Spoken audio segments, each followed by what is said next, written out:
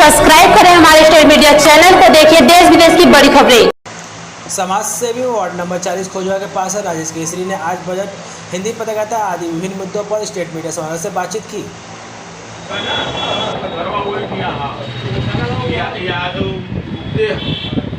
तो वही ठेकेदार के साथ ये मामला भारतीय जनता पार्टी जब से बनी है, भारतीय जनता पार्टी का अयोध्या, काशी, मथुरा जो हमारा विशेष, जिससे हमारा जन भावना जुड़ा है, हमारा आस्था जुड़ा है, जैसे काशी विश्वनाथ ज्योतिर्लिंग है, दूसरा ज्योतिर्लिंग नहीं होते हैं, 12 ज्योतिर्लिंग है, उसमें से काशी विश्वेश्वरनाथ है।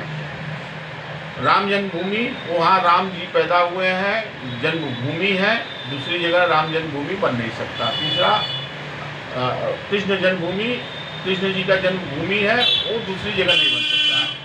तो जो इस समय देश में माहौल बन रहा है, हमारे आस्था पे आपने देखा होगा कि जो अभी कोर्ट के द्वारा आदेश किया गया था और सर्वे हुआ, उसमें हमारे आदि विश्वेश्वर को उन्होंने फुआरा बताया। फुआरा जो बता ही रहे हैं, हमारे आस्था से कितना बड़ा खिलवाड़ हो रहा है, उसमें हाथ पैर मुंह धो रहे हैं। मतलब हमारी भावनाओं को समझने के लिए कोई तैयार नहीं है। हम तो इतना कुछ होने के बावजूद कोर्ट की तरफ देख रहे हैं कि जो भी कोर्ट निर्णय देगा उसको हम लोग मानेंगे। और यही गंगा जमुनी तहजीब को जो लोग मानते हैं, हम लोग भी मानते हैं।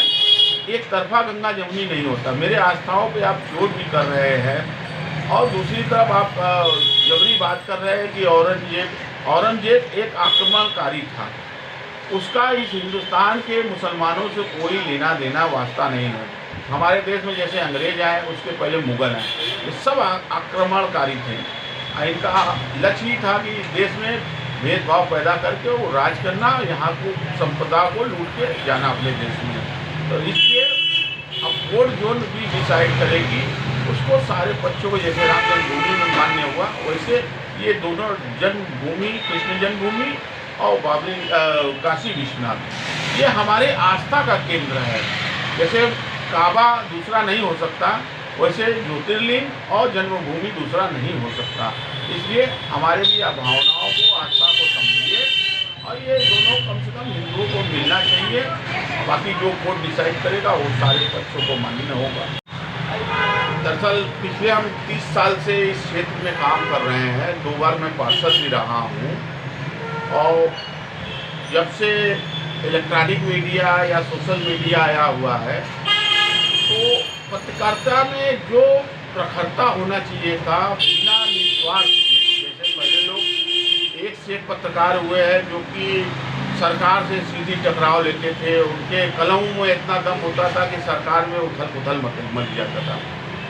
लेकिन अब वो चीज़ जो धार होना चाहिए पत्रकारिता में, वो अब धार धीमे धीमे कुंद होता जा रहा है, सुस्त होता जा रहा है।